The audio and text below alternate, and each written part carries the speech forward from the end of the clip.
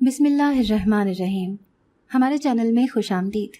اچانک میری آواز ایک عجیب و غریب شور پر کھلی، جیسے بہت سے بچے رو رہے ہوں۔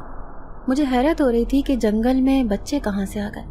میں جھنجھلا کر اپنی چارپائی سے اٹھی۔ میں نے آس پاس دیکھا، جھونپڑی میں سب سو رہے تھے۔ پہلے میں نے سوچا کہ اپنی ماں کو اٹھا کر بتاؤں، پھر میں نے یہ سوچا کہ ان کی نیند نہ خراب ہو جائے۔ قبیلے کی حفاظت کے لیے چند لوگ ویسے بھی باہر رات کے وقت موجود رہتے تھے۔ شور مسلسل بڑھتا جا رہا تھا، میرے کانوں کے پردے پھٹنے کے قریب ہو گئے۔ لیکن جھونپڑی سے باہر نکلنے کے بعد میری حیرت کی انتہا نہ رہی، کیونکہ ہر طرف گہرا سناٹا اور سکون تھا۔ پورا قبیلہ گہری خاموشی میں ڈوبا ہوا تھا، صرف جانوروں کے غرانے کی آوازیں آ رہی تھیں، جس نے ماحول کو مزید دہشت ناک بنا دیا تھا۔ دوسری حیرت کی بات یہ تھی کہ وہاں کوئی بھی حفاظت کرنے کے لیے موجود نہیں تھا۔ پہرے دار نہ جانے کہاں چلے گئے ہیں، میں نے دل میں سوچا۔ اچانک میری نظر ایک چھوٹے سے بچے پر پڑی جو جنگل کے اندر بھاگ گیا۔ میں پریشان ہو گئی۔ میں نے سوچا شاید ماں کے سوتے ہوئے کسی گھر کا بچہ باہر نکل آیا ہے۔ میں اسے پکڑنے کے لیے پیچھے بھاگی۔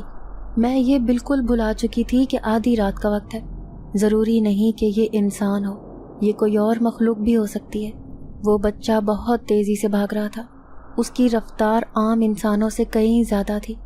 بھاگتے بھاگتے مجھے پتہ ہی نہ چلا میں جنگل کے بیچوں بیچ آ گئی۔ میں نے آس پاس دیکھا، وہ بچہ وہاں سے غائب تھا۔ مجھے کچھ غلط ہونے کا احساس ہوا۔ اچانک میرا دل خوف سے بھر گیا۔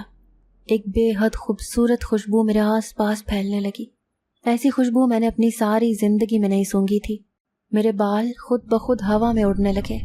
میرے کانوں میں ایک سرگوشی ہوئی، وہ کوئی اور ہی زبان تھی۔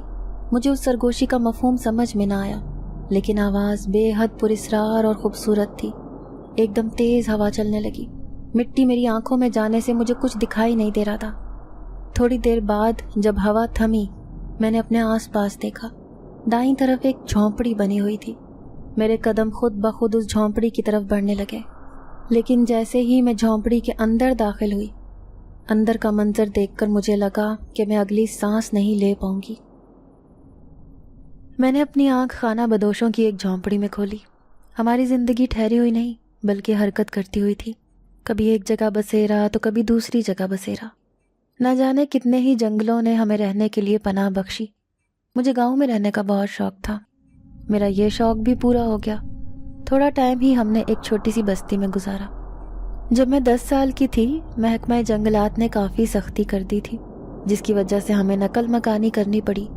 میرا پورا خاندان افسردہ تھا، جبکہ میرے لیے یہ خوشی کی بات تھی۔ جب ہم نے بستی میں رہنا شروع کیا تو میں دوسرے بچوں کو اسکول جاتے ہوئے دیکھتی تھی۔ میرے دل میں بھی یہ خواہش پیدا ہوئی کہ میں بھی اسکول جاؤں۔ میں نے اپنے والد سے ضد کر کے اسکول میں داخلہ لے لیا، لیکن ہمارے گھر کے حالات کچھ اچھے نہیں تھے۔ میرے والد کو صرف ایک ہی کام کرنا آتا تھا، وہ لکڑ ہارے تھے اور لکڑیاں کاٹ کر بیچتے تھے۔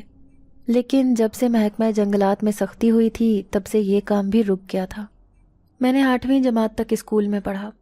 ان سالوں میں مجھے بہت کچھ سیکھنے کو ملا، لیکن پھر دوبارہ سے ہمیں جنگل کی طرف نقل مکانی کرنا پڑی، کیونکہ ہماری ساری برادری وہاں چلی گئی تھی۔ لیکن دوبارہ جنگل میں آنے کے بعد زندگی اچھی خاصی مشکل ہو گئی تھی۔ مجھے یہ زندگی شروع سے ہی پسند نہیں تھی۔ ایک دن ابا لکڑیاں کاٹ رہے تھے، میں پاس ہی کھڑی تھی۔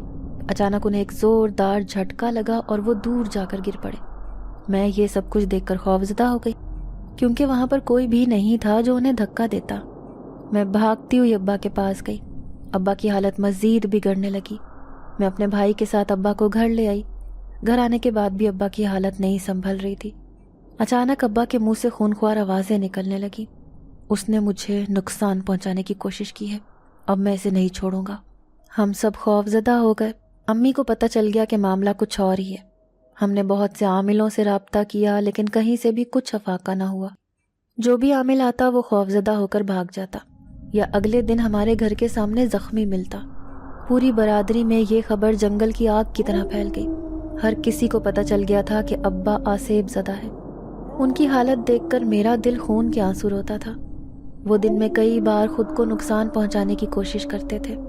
ایک رات ہم سب سو رہے تھے جب عجیب سے شور سے ہماری آنکھ کھل گئی۔ ہم نے صحن میں جا کر دیکھا، ابا صحن میں لگا واحد درخت کاٹ رہا تھا۔ اچانک اس نے کلہاڑی کا رخ اپنے سر کی طرف کر لیا۔ मुझे मेरी सांस रुकती हुई महसूस हुई। मुझे पता लग गया था कि क्या होगा, लेकिन भाई ने फुर्ती से काम लिया और भाग कर अब्बा के हाथ से कुल्हाड़ी ले ली। अब्बा बेहोश होकर वहीं ज़मीन पर गिर पड़ा। इसके अलावा अब्बा ने कई बार जहर खाने की कोशिश की थी। एक बार उसने जहर खा भी लिया था, लेकिन एक हकीम ने उसे बचा लिया। ना सिर्फ माँ बल्कि सारे घर वाले बहुत परेशान रहने लगे थे। एक बार एक आमिल अब्बा का इलाज करने के लिए आया। अभी उस आमिल ने शुरू ही किया था कि अब्बा ने अपना हाथ हवा में उठाया। इसके साथ ही वो आमिल हवा में लहराने लगा। वो एक नकली आमिल था, हमें इस बारे में इल्म नहीं था। वो उस जिन की मिन्नतें फरियादें करने लगा कि मुझे छोड़ दो, लेकिन उस जिन ने एक ही झटके में उसे ज़मीन पर दे मारा और उसका सर खुल गया। उसके बाद कोई भी आमिल हमारे घर में नहीं आया। घर में हर तरफ परेशानी का समा था और खौफ व हरास फैला हुआ था। कभी घर में बेवक्त आंधी चलने लगती और कभी तूफान आ जाता। ये सब सिर्फ हमारे घर में हो रहा था, बाकी हर तरफ सुकून ही सुकून था। अब तो घर का राशन भी ख़त्म होने लग गया था। 5 दिन का राशन 1 दिन में ख़त्म हो जाता था। काम करने वाला कोई भी नहीं था। ऊपर से इतना ज़्यादा नुकसान बर्दाश्त करना हमारे बस से बाहर की बात थी। घर में कभी बच्चों के रोने की आवाज़ें आ रही होती और कभी औरतों के झगड़ने की। कई बार तो हम मुर्दा लोगों को अपने घर में चलता फिरता देखते। जब कोई उन्हें मुखातिब करने की कोशिश करता या बात करने की कोशिश करता तो वो फ़ौरन नज़रों से ओझल हो जाते। हर तरफ डर ही डर था। एक बार मैं अपनी झोंपड़ी में दाखिल हुई। मैंने देखा कि अम्मी अपनी खालाजाद बहन से बैठी बातें कर रही हैं। मुझे देखते ही खाला के चेहरे पर एक अजीब सी मुस्कुराहट आ गई। उनकी मुस्कुराहट देखते ही मुझे पता चल गया कि उनका इंतकाल तो 2 महीने पहले हुआ था। मेरी अम्मी शायद ये बात भुला चुकी थी। काफ़ी देर बात करने के बाद वो औरत हमारी झोंपड़ी से बाहर निकल गई। मेरा पूरा जिस्म खौफ से कांप रहा था। मुझे देखकर अम्मी परेशान हो गई और कहने लगी कि क्या हुआ है। मैंने अम्मी को कहा कि अम्मी, आप जिनसे बात कर रही थी उनका इंतकाल 1 महीने पहले हो चुका है। मेरी अम्मी सर पकड़कर बैठ गई। इसके बरक्स अब्बा की हालत बहुत ज़्यादा बिगड़ चुकी थी। वो हड्डियों का ढांचा बनकर रह गए थे। एक दिन मैंने रोते हुए उस जिन के सामने हाथ जोड़े। खुदा के लिए मेरे अब्बा को छोड़ दो, हम पर रहम करो। हमने तुम्हारा क्या बिगाड़ा है?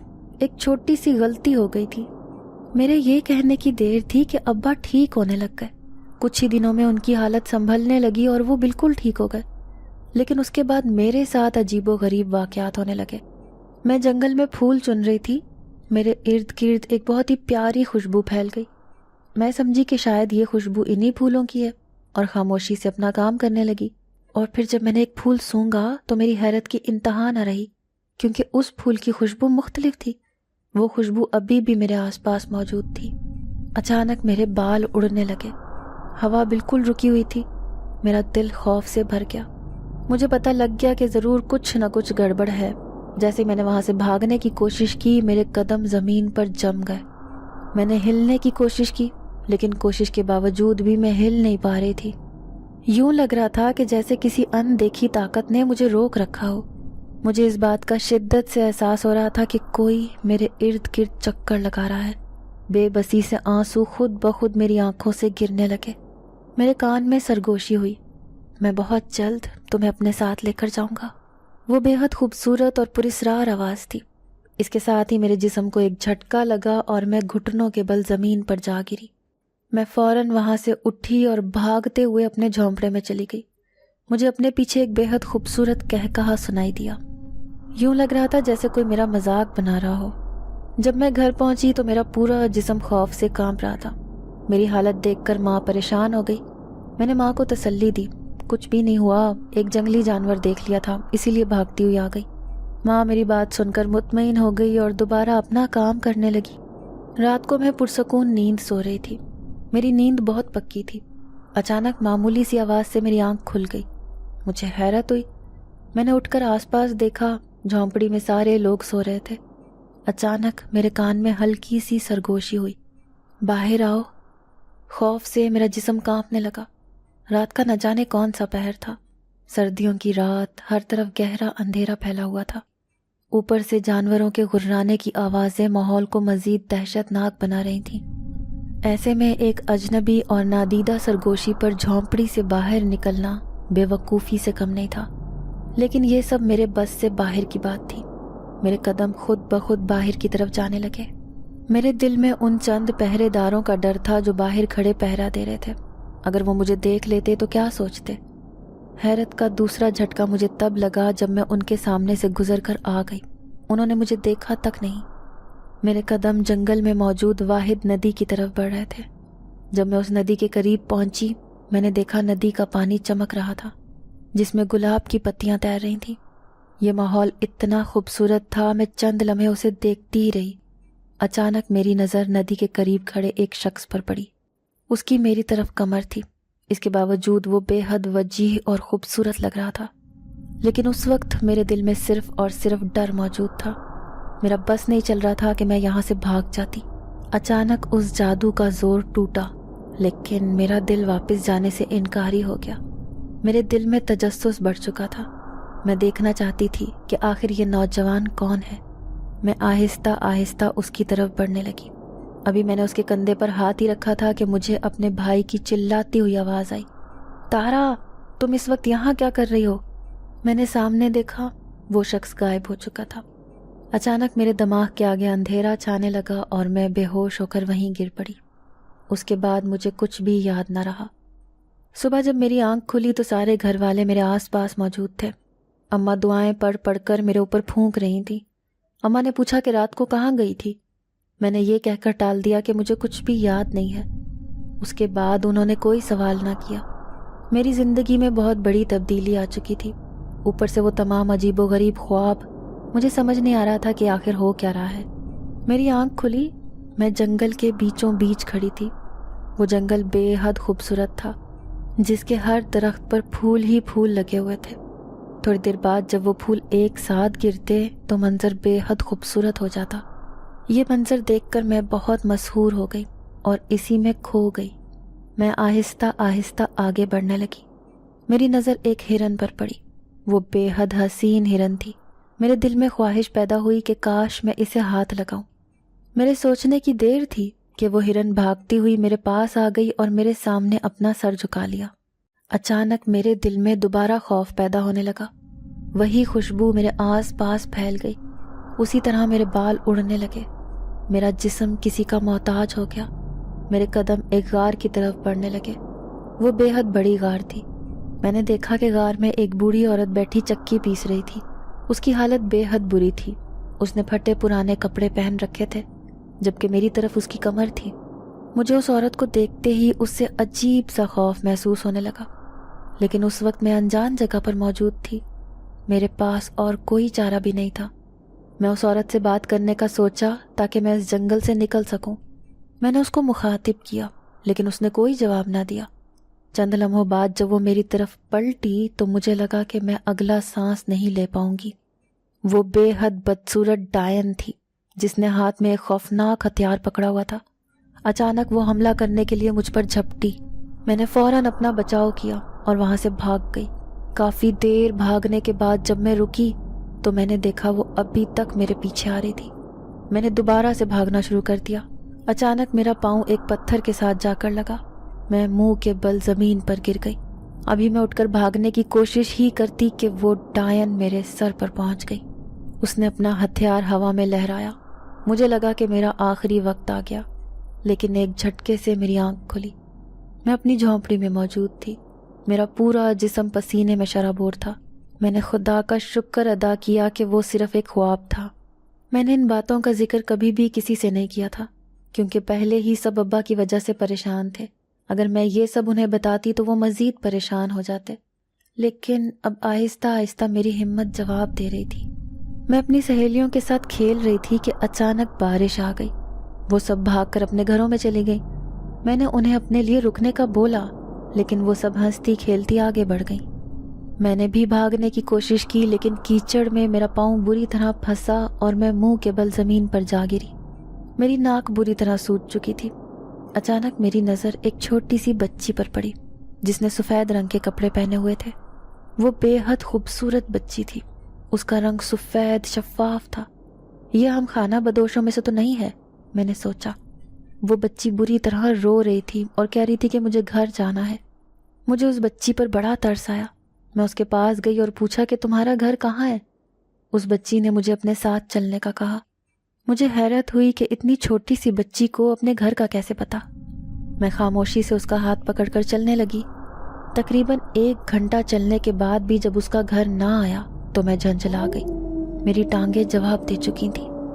اچانک مجھے ایسا محسوس ہوا جیسے اس بچی نے میری انگلی چھوڑ دی ہے۔ جیسے ہی میں نے اپنے پہلو میں دیکھا، بچی وہاں سے غائب تھی۔ مجھے حیرت کا شدید جھٹکا لگا۔ ابھی تو وہ میرے ساتھ ہی تھی، پھر اچانک کہاں چلی گئی؟ ایک دم مجھے اپنے پیچھے اس بچی کے ہنسنے کی آواز آئی۔ جب میں نے پیچھے پلٹ کر دیکھا، میرا دل بند ہونے کو تھا، کیونکہ وہاں پر وہ پیاری بچی نہیں بلکہ ایک بے حد بدصورت بچی کھڑی تھی، جس کی آنکھوں کی جگہ گول گول گڈھے تھے اور جس کے دانتوں سے خون ٹپک رہا تھا۔ دیکھتے ہی دیکھتے وہاں بہت سے بچے اکٹھے ہونے لگے۔ ان سب کی حالتیں بھی اسی بچی کے جیسی تھیں۔ وہ سب دہشت سے مجھے دیکھ رہے تھے۔ اچانک وہ سب زور زور سے چلانے لگے، بھوک لگی ہے، بھوک لگی ہے۔ وہ میری طرف بڑھنے لگے۔ مجھ میں ہلنے کی بھی ہمت نہیں تھی۔ جب وہ میرے قریب ہی پہنچنے ہی والے تھے، میں نے بھاگنے کی کوشش کی، لیکن میرے قدم زمین پر ہی جم گئے۔ اچانک ان میں سے ایک بچہ میری طرف جھپٹا۔ میں زمین پر گر پڑی۔ میرا سر زور سے ایک پتھر کے ساتھ ٹکرایا اور میں ہوش و حواس سے بیگانہ ہو گئی۔ جب میری آنکھ کھلی تو میں نے اپنی امی کی گود میں سر رکھا ہوا تھا۔ میں وہیں پر پھوٹ پھوٹ کر رونے لگی۔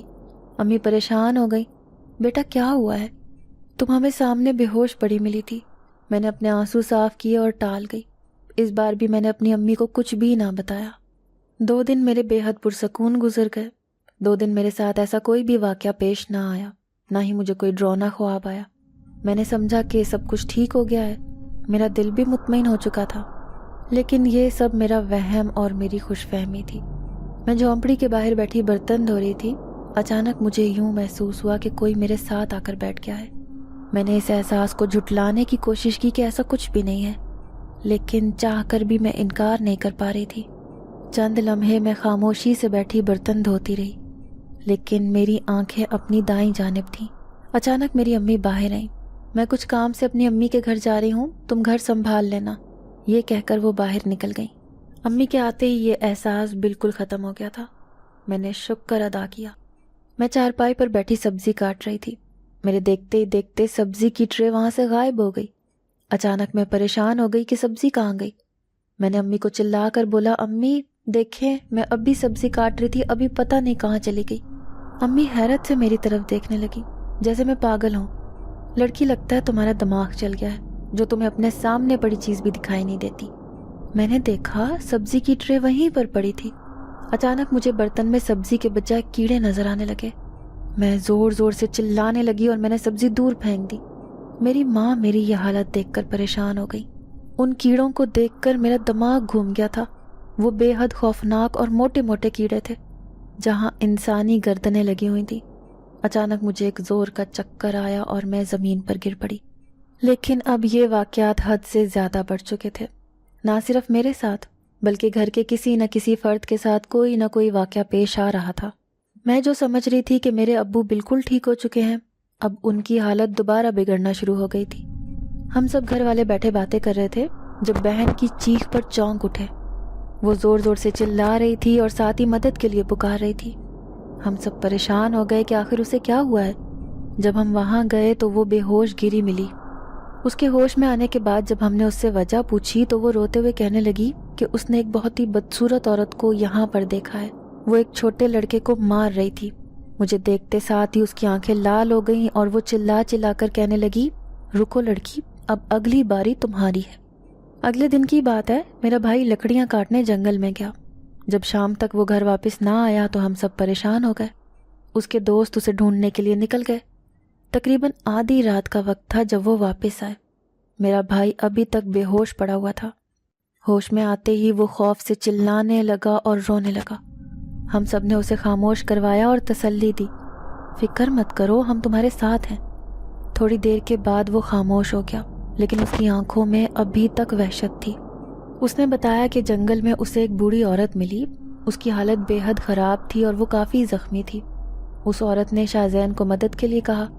شاہزین اس عورت کو چھوڑنے کے لیے اس کے گھر چلا گیا، لیکن جیسے ہی وہ اس کی جھونپڑی کے پاس پہنچا، اس عورت کی شکل تبدیل ہو گئی اور وہ ایک بدصورت ڈائن بن گئی۔ یہ دیکھ کر شاہزین وہاں سے بھاگا۔ وہ عورت بھی شاہزین کے پیچھے پیچھے تھی۔ اچانک اس کا پاؤں ایک پتھر سے ٹکرایا اور وہ زمین پر گر پڑا۔ اس کے بعد اس کی آنکھیں بند ہو گئیں۔ آگے کیا ہوا اسے کچھ بھی یاد نہیں تھا۔ چند دن بعد میری امی کپڑے دھو رہی تھیں۔ میں نے امی کو کہا کہ میں اپنی دوست کی طرف جا رہی ہوں۔ میری امی مجھے ہونکوں کی طرح دیکھنے لگی۔ میں نے پوچھا، امی آپ ایسے کیوں دیکھ رہی ہیں؟ امی کی بات سن کر میں خود پریشان ہو گئی۔ ابھی تھوڑی دیر پہلے ہی تو تم باہر نکلی تھی۔ میں تو اندر سو رہی تھی، میں نے جواب دیا۔ تو پھر وہ کون تھا؟ امی سوچنے لگی۔ کوئی بھی نہیں تھا، وہ صرف آپ کا وہم ہوگا۔ آپ زیادہ مت سوچیں اور نہ ہی پریشان ہو۔ میں یہ کہہ کر باہر نکل آئی۔ پورے گھر میں عجیب سی وحشت پھیلی ہوئی تھی۔ ہر کوئی اپنے ہی سائے سے خوف زدہ نظر آتا تھا۔ کوئی عامل بھی ہماری مدد کرنے کو تیار نہ تھا۔ وہ جن واپس آ گیا ہے، میری ماں نے کہا۔ میں نے دل ہی دل میں سوچا کہ وہ گیا ہی کب تھا، وہ ہمیشہ سے ہی میرے ساتھ رہا، لیکن میں نے یہ بات کسی کو بھی نہ بتائی۔ رات کو میری آنکھ پھر کھل گئی۔ میرے آس پاس وہی خوشبو پھیلی ہوئی تھی۔ میں نے پوچھا کہ کون ہو تم اور آخر مجھ سے کیا چاہتے ہو؟ اچانک ایک بہت بڑا سانپ جھونپڑی کے اندر داخل ہو گیا۔ وہ کالے رنگ کا بہت خوفناک سانپ تھا۔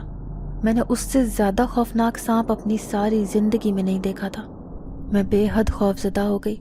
میں چلانے ہی والی تھی کہ اس سانپ کے ارد گرد دھواں پھیل گیا۔ جب دھواں ہٹا تو وہاں ایک بے حد خوبصورت نوجوان کھڑا تھا۔ اس کی آنکھیں نیلی تھیں جن میں غصہ اور وحشت تیر رہی تھی۔ وہ خون خوار نظروں سے گھورنے لگا۔ میں ایک جن زادہ ہوں اور یہ سب کچھ میں کر رہا ہوں۔ اگر تم مجھ سے ایک وعدہ کرو تو میں تمہیں اور تمہارے گھر والوں کی جانوں کو بخش دوں گا، نہ انہیں تنگ کروں گا اور نہ ہی کوئی نقصان پہنچاؤں گا۔ کیسا وعدہ؟ میں نے اس سے سوال کیا۔ تم وعدہ کرو کہ تم ساری زندگی کسی سے بھی شادی نہیں کرو گی۔ اچانک میرے ذہن میں دادوں کی بات آ گئی۔ بچپن میں وہ ہمیں جنوں اور چڑیلوں کی کہانیاں سنایا کرتی تھیں اور آخر میں وہ ہمیں کوئی نہ کوئی نصیحت کیا کرتی تھیں۔ ان کی ایک نصیحت میرے ذہن میں بیٹھ گئی تھی کہ کبھی بھی کسی جن کے ساتھ وعدہ نہ کرو۔ اگر تم نے وعدہ خلافی کی تو وہ تمہیں کبھی بھی نہیں بخشے گا۔ میں نے اس جن زادے کو انکار کر دیا کہ میں تمہارے ساتھ وعدہ نہیں کر سکتی۔ تو ٹھیک ہے، میں تمہاری شادی کسی سے بھی نہیں ہونے دوں گا۔ یہ کہہ کر وہ جن زادہ غائب ہو گیا۔ اس کے بعد کئی جگہوں سے میرے رشتے آئے لیکن کہیں پر بھی بات نہیں بن رہی تھی۔ ایک دن لوگ دیکھنے کے لیے آتے اور پھر ہمیشہ کے لیے غائب ہو جاتے۔ اس وقت میری عمر صرف 16 سال تھی۔ تقریباً 5 سال کا عرصہ گزر گیا۔ ان 5 سالوں میں وہ جن زاد وقت بے وقت آ جاتا۔ اس نے میرے گھر والوں کو نقصان پہنچانا چھوڑ دیا تھا، لیکن اب مجھے اس کے وجود سے چڑ ہونے لگ گئی تھی۔ وہ گھنٹوں بیٹھا مجھ سے باتیں کرتا رہتا تھا اور میں غائب دماغی کے ساتھ اس کی باتوں کو سنتی رہتی۔ اب میری عمر 21 سال ہو چکی تھی۔ میرے گھر والے میری شادی کی وجہ سے بہت زیادہ پریشان تھے۔ ہمارے قبیلے میں کم عمری میں شادی کا رواج تھا۔ میری عمر کی لڑکیوں کے 2-2 3-3 بچے بھی تھے، جبکہ میری ابھی تک کہیں پہ بھی کوئی بات بھی پکی نہیں ہوئی تھی۔ ایک مرتبہ میرے لیے ایک بہت اچھا رشتہ آیا۔ وہ لڑکا ہماری برادری کا ہی تھا۔ میری طرح اسے بھی پڑھنے لکھنے کا شوق تھا۔ وہ پڑھ لکھ کر ایک اچھی نوکری کر رہا تھا۔ اس کا خاندان ایک اچھی زندگی گزار رہے تھے، ایسی زندگی جس کا میں نے ہمیشہ خواب دیکھا تھا۔ مجھے یاد تھا کہ میں 2 دن پہلے ندی پر اپنی سہیلیوں کے ساتھ کپڑے دھونے گئی تھی۔ واپسی پر میرا سامنا اس سے ہو گیا۔ وہ مجھے پرشوق نظروں سے دیکھ رہا تھا اور 2 دن بعد ہی اس نے میرے لیے رشتہ بھیج دیا۔ مجھے بھی وہ لڑکا پسند آیا تھا، لیکن جیسے ہی رات ہوئی وہ جن زادہ آ کر مجھے دھمکی دینے لگا کہ اگر تم نے اس سے شادی کرنے کا سوچا بھی تو اس کا انجام تمہاری سوچ سے بھی بدتر ہوگا۔ میں نہ صرف تمہارے پورے خاندان کو بلکہ اس لڑکے کے خاندان کو بھی تباہ و برباد کر دوں گا۔ ان 5 سالوں میں نے کبھی بھی شادی کے بارے میں نہیں سوچا تھا، لیکن اب مجھے وہ لڑکا پسند آ گیا تھا۔ میرے بھی دل میں یہ خواہش جاگی تھی کہ میں اس کی دلہن بنوں۔ میں دل ہی دل میں یہی سوچ رہی تھی کہ کسی طرح میری اس جن ذات سے جان چھوٹ جائے اور میں اس لڑکے کے ساتھ شادی کر لوں۔ ایک دن جیسے مجھے میری خوشیوں کی نوید مل گئی۔ جن ذات جلدی میں میرے پاس آیا اور کہنے لگا کہ میں کچھ عرصے کے لیے کوکاو واپس جا رہا ہوں، مجھے ایک بہت ضروری کام ہے، وہاں کچھ مسائل ہو گئے ہیں، میں نے ان مسائل کو سلجھانا ہے، مجھے وہاں پر کافی ٹائم لگ جائے گا، تقریباً 1 ہفتہ میں انسانی دنیا میں نہیں آ پاؤں گا، لیکن میری نظریں تم پر ہی ہوں گی کہ تم کیا کر رہی ہو، اسی وجہ سے کچھ بھی غلط کرنے سے پہلے سوچ لینا۔ جن ذات مجھے دھمکی دیتا ہوا وہاں سے چلا گیا۔ اس دوران مجھے موقع مل گیا۔ اب مجھے کچھ ایسا کرنا تھا کہ میری ہمیشہ کے لیے اس جن ذات سے جان چھٹ جائے۔ میرے پاس پورے 7 دن تھے، لیکن مجھے سمجھ نہیں آ رہا تھا کہ آخر میں ایسا کیا کر سکتی ہوں۔ اسی دوران میری اس لڑکے سے منگنی ہو گئی۔ میں بے حد خوش تھی، میرے دل کی مراد پوری ہو گئی تھی۔ میں نے اس لڑکے کو ساری بات بتانے کا سوچا اور اسے اعتماد میں لینے کی کوشش کی۔ مجھے کسی طرح اس سے ملنا تھا اور اسے ساری بات بتانی تھی۔ اس چیز کا مجھے موقع مل گیا۔ ایک دن ارسلان ہمارے گھر آیا۔ اس دن امی گھر پر نہیں تھی۔ میں نے اسے چارپائی پر بٹھایا اور اس کے لیے شربت بنا کر لے آئی۔ اس دوران ساتھ ساتھ میں نے اسے بتا دیا کہ میرے اوپر ایک جن عاشق ہے اور وہ کسی بھی صورت میری شادی کہیں پر بھی نہیں ہونے دے رہا۔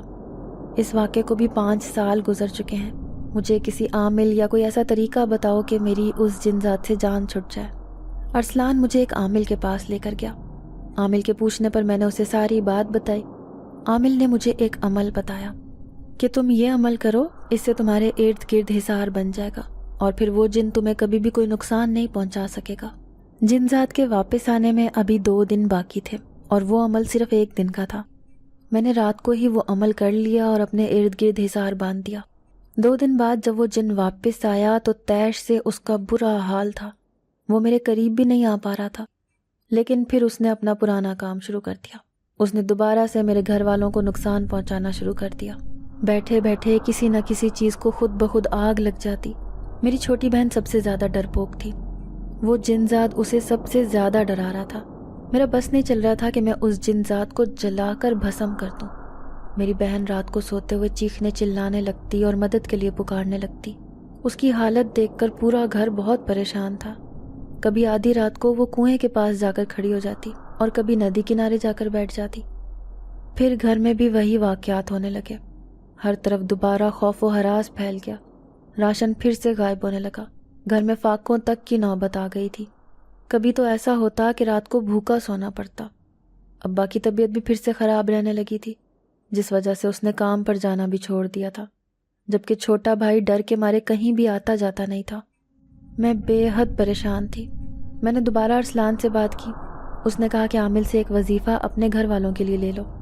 عامل نے مجھے دوبارہ وظیفہ بتایا، لیکن یہ وظیفہ بے حد مشکل تھا۔ ارسلان نے مجھے کہا کہ یہ وظیفہ میں اسے دے دوں، وہ میری جگہ یہ وظیفہ کر لے گا، لیکن میں نے انکار کر دیا۔ اس میں مجھے ہوش سے کام لینا تھا۔ وہ جن ذات مجھے بھٹکانے کی بار بار کوشش کرتا۔ کبھی وہ کسی جانور کی شکل میں میرے سامنے آ جاتا، کبھی کسی اور مخلوق کی شکل میں، ایسی مخلوق جو میں نے اپنی تمام عمر میں نہیں دیکھی تھی اور جسے دیکھ کر کسی بھی کمزور دل شخص کا دل بند ہو جائے۔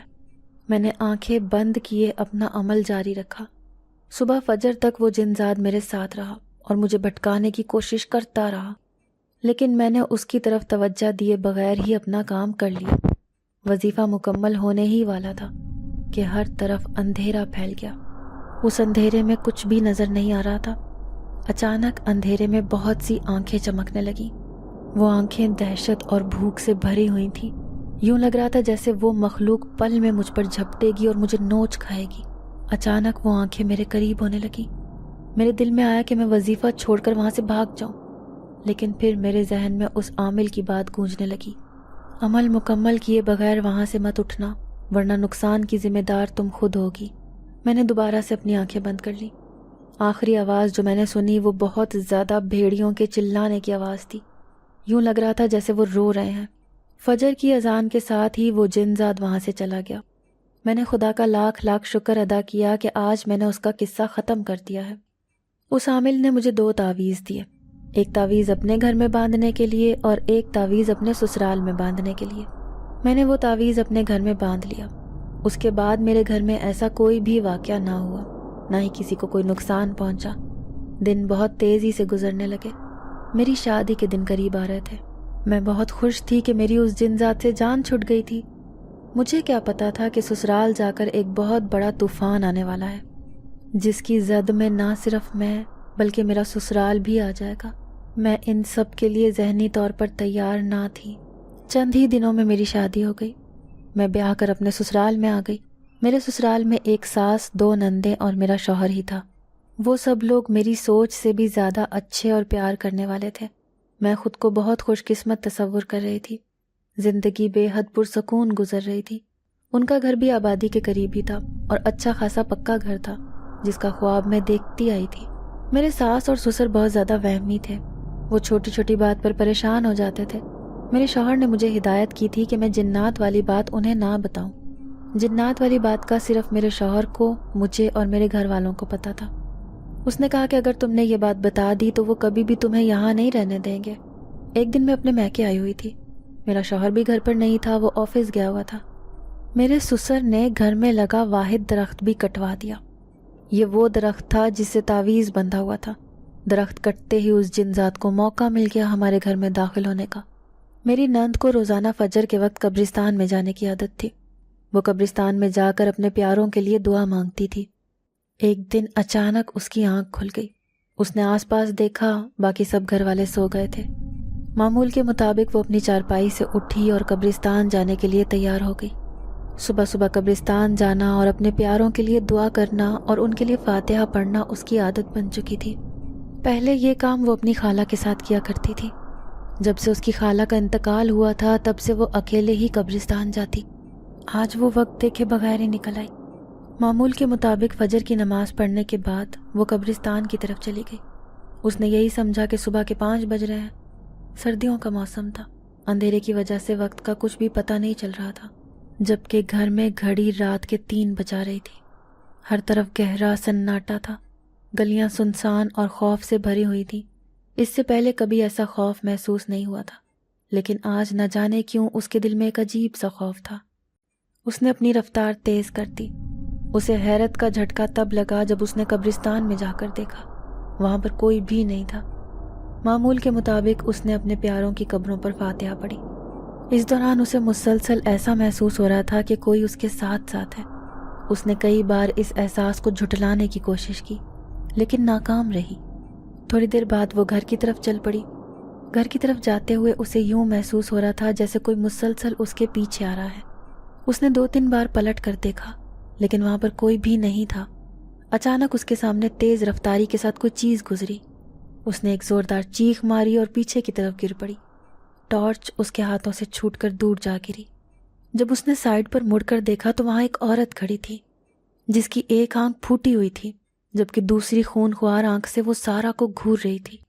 تو نے بہت بڑی غلطی کی ہے لڑکی، تجھے اس وقت یہاں نہیں آنا چاہیے تھا۔ یہ کہہ کر وہ فوراً وہاں سے غائب ہو گئی۔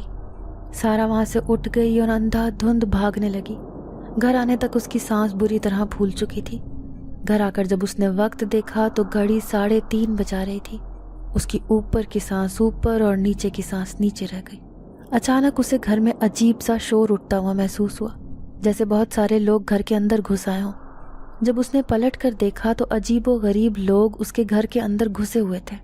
کوئی ٹی وی اٹھا کر لے کر جا رہا ہے، کوئی گھر کا دوسرا سامان اٹھا کر لے کر جا رہا تھا۔ اس نے شور مچا دیا۔ سارا کی آوازیں سن کر باقی گھر والے بھی اٹھ پڑے اور حیرت سے سارا کو دیکھنے لگے، جو نہ جانے کس کو سامان باہر لے جانے سے روک رہی تھی۔ ساری زندگی تمہارا پیچھا نہیں چھوڑیں گے، تم نے اپنے لیے خود مصیبت پیدا کی ہے۔ مریم بیگم اپنی بیٹی کی یہ حالت دیکھ کر پریشان ہو گئی۔ جب انہوں نے اس کو عبائے میں دیکھا تو ان کی سمجھ میں آ گئی کہ وہ قبرستان سے ہو کر آئی ہے۔ انہوں نے اپنا سر پیٹ لیا۔ پھر سارا کی دادی نے کچھ آیات پڑھی جن سے سارا بے ہوش ہو کر گر پڑی۔ اس کے بعد تو جیسے سارا کی زندگی اجیرن بن کر رہ گئی۔ ہر روز اس کے ساتھ کوئی نہ کوئی خوفناک واقعہ پیش آتا۔ وہ اپنے کمرے میں پرسکون نیند سو رہی تھی جب ایک جھٹکے سے اس کی آنکھ کھل گئی۔ کمرے میں ہر طرف بے چینی پھیلی ہوئی تھی۔ فوراً سے سارا کا دل ڈر گیا۔ اچانک سارا کو لگا جیسے اس کی کھڑکی کے قریب سے کوئی گزرا ہو۔ سارا ایک دم چونک گئی۔ تجسس کے ہاتھوں مجبور ہو کر سارا اپنے بستر سے اٹھی اور باہر جانے لگی۔ باہر جا کر اس نے دیکھا کہ کوئی عورت سیڑھیاں چڑھ رہی تھی۔ سارا اس کے پیچھے پیچھے سیڑھیاں چڑھنے لگی، لیکن چھت پر جا کر دیکھنے پر معلوم ہوا کہ وہاں پر کوئی بھی نہیں تھا۔ اچانک ہوا چلنے لگی، سارا کے بال ہوا میں اڑنے لگے۔ ایک بے حد خوبصورت خوشبو سارا کے آس پاس بکھر گئی۔ ایک دم سارا کو ایک چھوٹے بچے کے رونے کی آوازیں آنے لگیں۔ جب سارا نے پیچھے مڑ کے دیکھا تو اس کی اوپر کی سانس اوپر اور نیچے کی سانس نیچے رہ گئی۔ پیچھے بہت سارے بچے ایک ہی لائن میں پڑے تھے، جبکہ ایک عورت بے دردی کے ساتھ ان بچوں کو مارے جا رہی تھی۔ یہ منظر دیکھ کر سارا نے ایک زوردار چیخ ماری اور بے ہوش ہو کر وہیں پر گر پڑی۔ کچھ دنوں بعد سارا صحن میں بیٹھی کپڑے دھو رہی تھی جب اسے چھت پر کسی انسان کا گمان ہوا۔ گھر میں اور کوئی بھی نہیں تھا۔ سارا کو حیرت ہوئی کیونکہ ان کا گھر سب سے الگ تھا، کوئی بھی ان کی چھت پر نہیں آ سکتا تھا۔ اچانک اس شخص نے سارا کو ہاتھ ہلایا اور پیچھے ہٹ گیا۔ سارا کے دل میں ایک خوف بیٹھ گیا تھا۔ ہمت کرتے ہوئے سارا وہاں سے اٹھی اور سیڑھیاں چڑھنے لگی۔ آخری سیڑھی پر پہنچ کر سارا نے دیکھا کہ کوئی آدمی اس کی طرف پشت کیے کھڑا تھا۔ سارا نے اس کو مخاطب کیا اور بولی کہ آپ یہاں پر کیا کر رہے ہو؟ کون ہو آپ؟ جب اس آدمی نے پلٹ کر سارا کو دیکھا، سارا کو لگا کہ وہ اگلا سانس نہیں لے پائے گی۔ اس کی شکل بے حد عجیب و غریب تھی۔ اس کی آنکھوں کے بجائے گڈھے تھے جبکہ اس کے بالوں کی جگہ سانپ لٹک رہے تھے۔ اس کے 2 لمبے لمبے دانت باہر نکلے ہوئے تھے جہاں سے خون ٹپک رہا تھا۔ وہ آہستہ آہستہ سارا کی طرف بڑھنے لگا۔ سارا تیزی سے پیچھے ہٹ رہی تھی، یہ دیکھے بغیر کہ وہ سیڑھیوں کے پاس پہنچ چکی تھی۔ اچانک سارا نے ایک قدم پیچھے رکھا اور زور سے سیڑھیوں سے گر پڑی۔ اس نے ابھی تک ان واقعات کا ذکر کسی کے ساتھ نہیں کیا تھا۔ گھر والے یہی سمجھ رہے تھے کہ یہ سب اتفاق ہے۔ میں نے کئی بار انہیں سمجھانے کی کوشش کی لیکن وہ ان باتوں پر یقین نہیں رکھتے تھے۔ میں نے اپنے شوہر سے بھی بات کی۔ ایک دن سارا کی امی نے سارا کو کھانا بنانے کا کہا۔ سارا کچن میں بیٹھی کھانا بنا رہی تھی۔ نمک چیک کرنے کے لیے وہ کھانا ذرا سا چکھنے لگی۔ اس نے دیکھا کہ وہ کھانا نہیں بلکہ بہت سارے کیڑے مکوڑے تھے جو کہ جل رہے تھے۔ یہ دیکھ کر سارا زور زور سے چلانے لگی۔ جب اس کے گھر والے وہاں پہنچے تو وہ مریم بیگم کے ساتھ گلے لگ کر زور زور سے رونے لگی اور انہیں ساری بات بتا دی۔ مریم بیگم نے جب وہاں دیکھا تو وہاں پر کچھ بھی نہیں تھا۔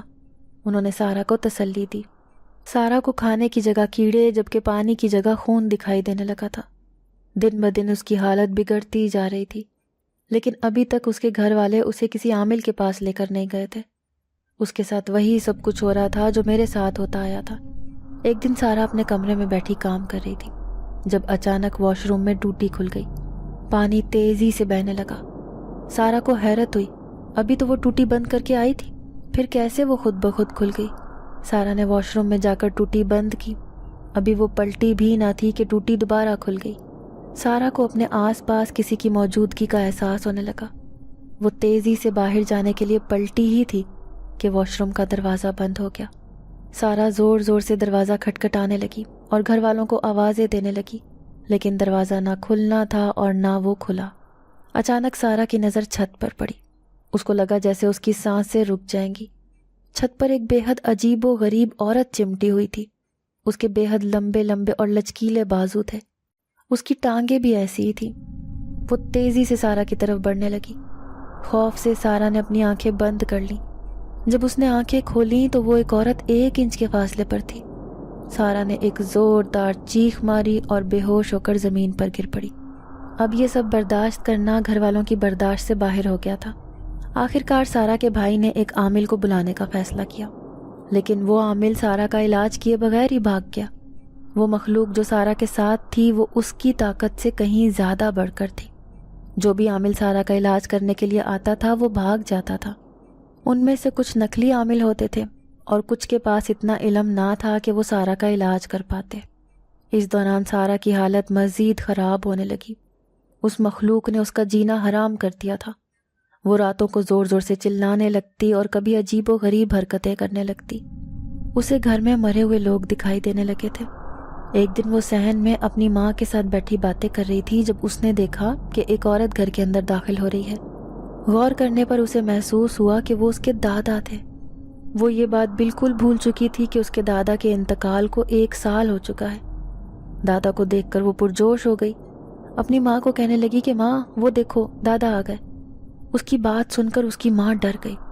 انہوں نے اس وقت اسے کچھ نہیں کہا اور خاموشی کے ساتھ تماشا دیکھنے لگی۔ وہ کافی دیر بیٹھی اپنے دادا کے ساتھ باتیں کرتی رہی۔ جب اسے یوں محسوس ہوا کہ کچھ گڑبڑ ہے، اچانک اس کے ذہن میں ایک جھماکا ہوا کہ اس کے دادا کے انتقال کو تو 1 سال گزر چکا ہے۔ جب اس نے سامنے دیکھا تو سامنے اس کے دادا کے روپ میں وہی انسان مکروا مسکراہٹ کے ساتھ اسے دیکھ رہا تھا۔ اچانک وہ انسان وہاں سے غائب ہو گیا۔ سارا نے ایک زوردار چیخ ماری اور پھوٹ پھوٹ کر رونے لگی۔ اس کی ماں نے اسے گلے سے لگا لیا۔ سارا کے بھائی نے اپنی کوششیں تیز کر دی۔ آخرکار انہیں ایک اچھا عامل مل گیا جس نے ان کی مدد کرنے کا فیصلہ کیا۔ शाम को उसका भाई उसामिल को अपने घर में ले आया। जैसे ही सारा को उनके सामने लाया गया, अचानक सारा की आंखें सुर्ख हो गई। उसामिल को सारी कहानी समझ में आ गई। उसने सारा के भाई को बताया कि वो आधी रात को कब्रिस्तान चली गई थी, वहाँ से ये जिनजाद उसके साथ उसके घर आ गया है। उसने सारा के भाई यानी मेरे शौहर को एक अमल बताया। ये अमल उसने आज रात ही करना था। वो रात ना सिर्फ सारा के लिए बल्कि पूरे घर वालों के लिए बहुत भारी थी। पूरी रात घर में बर्तन टूटते रहे, औरतें बैन करती रहीं। कभी बच्चों के रोने की और चीखने की आवाज़ें आती और कभी घर में तेज़ आंधी चलने लगती। उन्होंने सारा को एक रस्सी से बांध रखा था। सारा की हालत किसी भूखे शिकारी जैसी थी। जैसे ही अमल मुकम्मल हुआ, हर तरफ गहरा सन्नाटा और सुकून छा गया। सारा का जिस्म भी ढीला पड़ गया और वो बेहोश होकर एक तरफ लुढ़क पड़ी। अगली सुबह बेहद खुशगवार सुबह थी, जो अपने साथ खुशियों का पैगाम लेकर आई थी। उसके बाद सारा के साथ ऐसा कोई भी वाक़या पेश ना आया। वो जिनजाद हमारी ज़िंदगियों से हमेशा हमेशा के लिए निकल गया था। नाज़रीन, अगर आपको आज की ये कहानी अच्छी लगी हो तो वीडियो को लाइक ज़रूर करें। अगर आपको ऐसी दहशतनाक, दिल को जकड़ देने वाली कहानियाँ पसंद हैं तो ऐसी एक कहानी रोज़ाना सुनने के लिए हमारे चैनल को सब्सक्राइब करें। इजाज़त चाहते हैं। अल्लाह हाफ़िज़।